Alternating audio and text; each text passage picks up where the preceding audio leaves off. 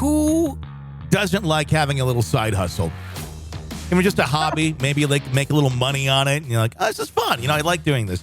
Like I've turned my side hustle into my career is essentially what I've done over here. But everybody to each their own. You kind of got to find what your niche is and try and go for it. At least that's what I would usually encourage people when they ask me for advice. This one, however, I would say, no, put a pause on it. This is probably not a good side hustle for you, like selling human remains from the halls of Harvard Medical School. Probably not a good idea.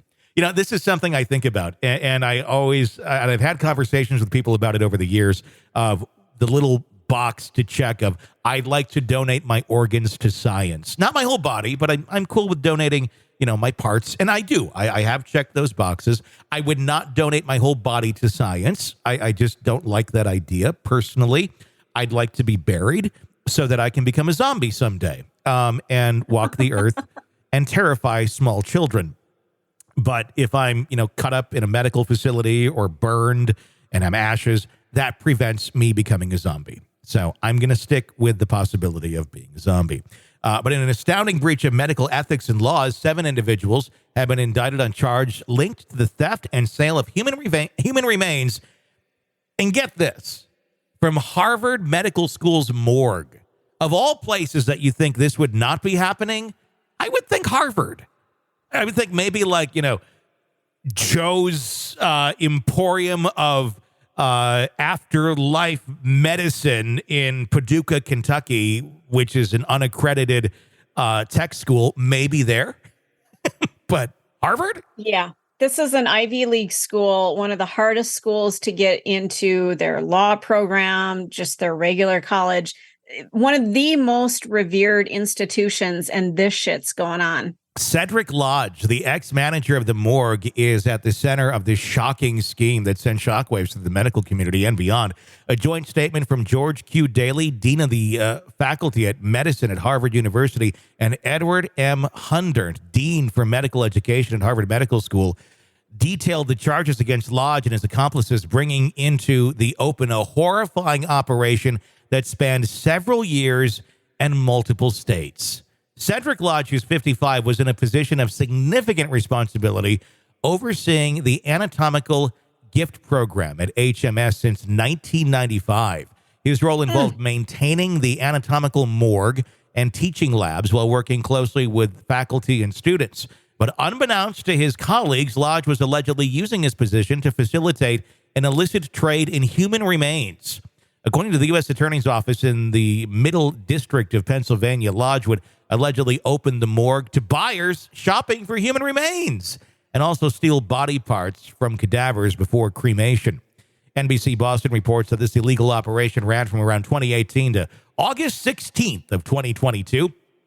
Also indicted are Lodge's wife, Denise Lodge, 63, Katrina McLean, Joshua Taylor, Matthew Lampy, Jeremy Pauley, 41, and Candace Chapman Scott. According to the indictment, the Lodges were instrumental in the theft and sale of human remains. Taylor, for instance, allegedly paid over $37,000 to the Lodges for human remains between 2018 and 2021 in a chilling transaction.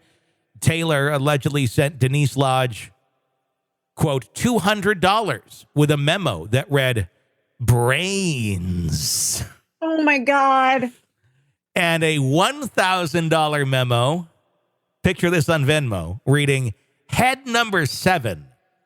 The New York Times reported. Now, for some reason, I have friends on Venmo, and the shit they put in their little memo line, I'm like, guys, everybody's seeing this. You don't have it set to private, and it's pretty obscene. And you just kind of get a chuckle and go, whatever. But in this case, they were serious. And somebody who works in that field might look at that and go, oh, that's funny. They're just kidding around. No. Brains.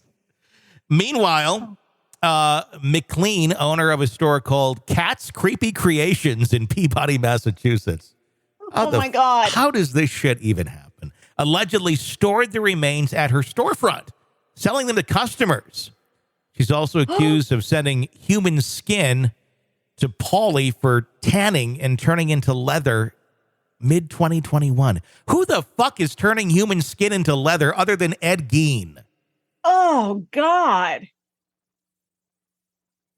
Cat's Creepy Creations is no longer on Instagram. I just looked. Oh, that's a shame. I was hoping to get it was taken down. Ready to get some holiday gifts there. Meanwhile, McLean, owner of a store. Okay, we did that. Paulie, according to the U.S. Attorney's Office press release, is suspected of purchasing the stolen remains and reselling them. His transactions with Lampy allegedly involved the exchange of more than $100,000 in online payments. Candace Chapman Scott is also implicated in similar schemes in Arkansas. Hey, that's where I am, where she was indicted for selling and stealing body parts from a mortuary and crematorium, CBS News has reported. The 7 accused face serious charges with potential prison sentences. Here's what I think is crazy. Only up to 15 years if convicted. Well, so wow. Not that harsh at all. Attorneys for Taylor and Scott did not immediately comment on the charges. I'd love to be that attorney. Like, hey, can you defend me for me doing this shit? I guess I have a car payment to make. I'll take whatever I can get. The HMS community is grappling with the shocking revelation. Daly and Hundert stated, "We are appalled to learn that something so disturbing could happen on our campus. A community dedicated to healing and serving others. They called the reported incidents a betrayal of the HMS and individuals who donated their bodies to advance medical education and research." I would call it an extreme lack of oversight, right. Daly and Hundert, that you were letting this shit happen for, quite some time. Not necessarily your fault, but it happened on your watch. Echoing the widespread sentiment and disbelief and horror, U.S. Attorney General Gerard M. Cram said in a statement, "Some crimes defy understanding. The theft and trafficking of human remains strike at the very essence of what makes us human. As this disturbing case continues to unfold, it serves as a stark reminder of the imperative for stringent oversight and ethics in all aspects of the medical practice, even those that take place outside of the public eye." My God. So my high school sweetheart, we ended up getting married and it didn't work out. So you sold his parts online after you murdered him secretly? No, okay. He is still alive, but he was in medical school when we got married. Mm-hmm. And I remember talking about the cadavers that, these are bodies that are donated to science for advancing medical students and their learning process. When they are done with those bodies, at least at the University of Minnesota Medical School, which is where this was, mm-hmm. they held a ceremony to honor the body and the family. The family wasn't there because that's, they don't want to see their loved one like that. They've already had their closure. Yeah, exactly. But they held a ceremony. It was very, somber, and everyone was dressed up and they, if you were religious, you said a prayer. If not, you were just thankful. It was very well done. And I didn't attend, but I heard about it. You respect the dead. You respect the body. I think the same thing should be done with animals too. I eat meat, but you respect what you're taking in. And if you have a whole, you try to make the most of it. If that's what you're going to do, you don't disrespect it. You don't waste. Because that animal gave its life for you. People, same damn thing. They died, and they're giving their body to you to study and to help other people down the road. That's exactly it. And this is just such a breach of trust. Mm-hmm. And, I'm wondering, was there anybody who saw anything going on, and did they look the other way? Are there people implicated in this that we don't know about that? Hey, they saw some stuff going down. They saw some weird activity. Why is this body part being moved? It needs to stay here at the hospital. It needs to stay in the teaching facility. Why is it being moved? Why is it being packaged up? Where is it going? That kind of thing. I would think that that will be investigated, and more people are going to be implicated in this. I don't know anything about those heads that are speaking out and being, look, we got him. Good. I'm glad you did. But how did this happen for so many years without any sort of oversight? What was missing in your system that allowed that to happen? Now, I believe the heads were not necessarily probably involved in something like this. I think that'd be crazy. But stranger things have happened. But at the same point, if this happened on your watch, it may be time to find a new job. So how did the dinners go when you were with your first love and you were talking about, body parts and all of that? How did that play out? It was interesting. I'll be very honest with you. He checked out a skull, which you could do. They were old skulls and they were in a case and they were, under lock and key, and you could check them out and take them home and study them. And he left it on the kitchen table and it scared the ever loving hell out of me. I can remember the blood curdling scream that I let out. It must have shook the entire block. And it was a real human skull sitting on your table. Yep.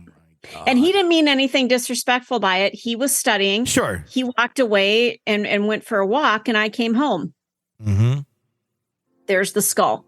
He was going to put it away, but he didn't think I was going to be home when I came home. So he wasn't expecting anybody. He was being respectful with it. But I just walked in and there's a skull sitting on the kitchen table. It scared the shit out of me. Did you guys light some candles and have like a dinner over it or anything? And Did not. Like, no. This would be great. It's, just the two of you and Herb and, or whatever, Yeah. Do they, Jeffrey. Do they tell you when you check out the skull? I'm assuming there's like some sort of documentation that comes along with it. Yeah. Mm-hmm. Does it give you the name of who it was or anything? No. No, and I don't think they know that. I think it's all anonymous. The bodies, yeah, they absolutely know who that body was. I think somebody does. It's not like it came with a name, but somebody in the records department somewhere knows, that this is from this family, I would think. Look, Stacy, I just brought home this skull. Let's make chicken parm and eat over it and celebrate our love. No. So now what happened? Well, you have won the award for creating the creepiest idea of an at-home date that we've ever heard on the show. Excellent.